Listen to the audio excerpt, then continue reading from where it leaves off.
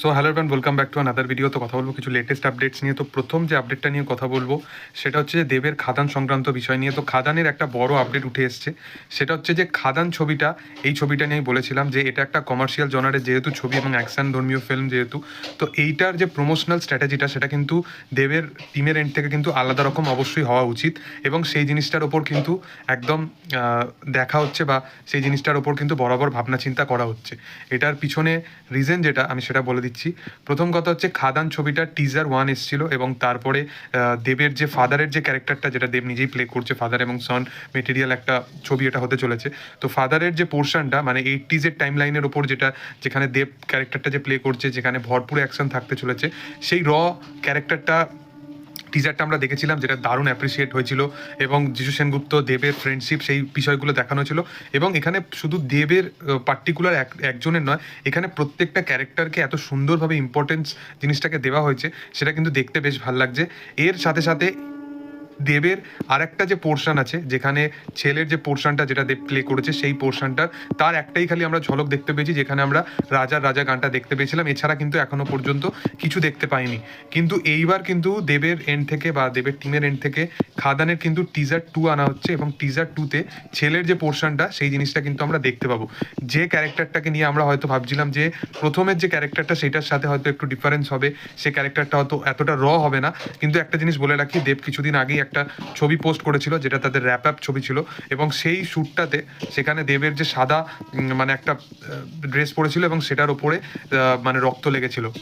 তো মানে অ্যানিমালে যেটা আবরারের যে ক্যারেক্টারটা যেরকম ছিল, সেই রকম কাইন্ড অফ লাগছিল। তো সেখানে ওই এবং ব্রুটাল সিকোয়েন্স দুটো চরিত্রের মধ্যেই ভরপুর থাকতে চলেছে, সেটা আমরা বুঝতে পেরেছি। এবং এই টিজারটা আসবে কবে? এই টিজারটা আসার ডেট হচ্ছে 2রা ডিসেম্বর। সব কিছু ঠিকঠাক থাকলে ডিসেম্বরে একদম শুরুর দিকেই এই ধামাকাটা হতে পারে, এবং ডিসেম্বরের 2 তারিখ করে এই ছবির আমরা প্রথম টিজার মানে সেকেন্ড টিজারটা দেখতে পাবো। এরপরে কিন্তু ট্রেলার আসবে, এবং এছাড়াও কিন্তু খাদানের অনেকগুলো গান আসা এখনও বাকি আছে। এর সাথে সাথে পরবর্তী যে আপডেটটা নিয়ে কথা বলবো সেটা হচ্ছে সালমান খানের সিকান্দারকে নিয়ে। তো সালমান খানের সিকান্দারে আমরা সালমান খানের অপোজিটে রশ্মিকাকে দেখতে পাবো, এবং এর সাথে সাথে এই ছবিটা পরিচালনা করছে এআর মুরগাদাস। সেই জন্য এই ছবির যে হাইপটা সেটা কিন্তু অলমোস্ট আরও বেড়ে গেছে। এর সাথে সাথে এই ছবির যে মানে কি প্লট বা কি বিষয়বস্তুর ওপর এই ছবিটা হতে চলেছে, সেই বিষয়বস্তুর ব্যাপারেও একটু জানা গেছে।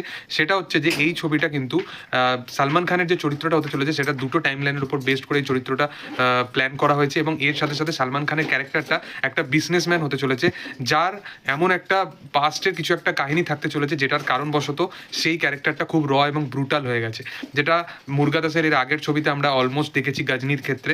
তো সেখানে একটা পারফরমেন্স দেখানোর বা ক্যারেক্টারগুলোর মধ্যে যে ডিফারেন্সিয়েশন, সেই জিনিসটা দেখানোর কিন্তু সুযোগ এবারে আমরা সালমান খানের ক্ষেত্রেও কিন্তু দেখতে পাবো। এর পরবর্তী যেটা সালমান খানের সম্বন্ধে জানা যাচ্ছে, সেটা হচ্ছে যে তার একটা বডি মানে শ্যুট একটা বাকি আছে, যেখানে সালমান খান মানে বডি দেখাবে। এবং এর সাথে সাথে এই যে ফাইটিং সিকোয়েন্সটা, সেটা কিন্তু ট্রেনের মধ্যে হতে চলেছে। তো দেখার যে সালমান খানের মানে মুরগাদাস নিজে অ্যাজ ইউজুয়াল খুব ভালো একজন পরিচালক, এবং সালমান খানকে এরকম একটা অ্যাকশন ফিল্মে এরকম সিকোয়েন্সে সে ভাবনা চিন্তা করেছে। তার ভিজুয়ালস এত শার্প, যেখানে একটা ফালাকনামা প্যালেসে যে একটা অ্যাকশন সিকোয়েন্স কদিন আগে তারা ডিজাইন করলো, এর সাথে সাথে তারা এই জিনিসটা নিয়েও ভাবনা চিন্তা করছে, যেখানে ট্রেনের সিকোয়েন্স থাকতে চলেছে। সামান্য ফারাদ সামজি সে কিসিকা বাই কিসিকা জানের মধ্যে ট্রেনের যে সিকোয়েন্সটা দেখিয়েছিল, সেইটা দেখেই অডিয়েন্স বুঝে গেছিলো যে মানুষটার মধ্যে কতটা পোটেন্সিয়াল। তো বোঝা যাচ্ছে যে যখন মুরগাদাসের মতো ভালো পরিচালক এই জিনিসটাকে প্রেজেন্ট করবে, তখন কেমন হয়। তো যাই হোক, এটাই আমার আজকে লেটেস্ট আপডেট ছিল এই বিষয়বস্তু নিয়ে। তোমাদের কি বক্তব্য অবশ্যই কমেন্ট সেকশনে জানাতে পারো। আর ভিডিও যদি ভালো লেগে থাকে লাইক শেয়ার সাবস্ক্রাইব করে দিও। Thank you all, by.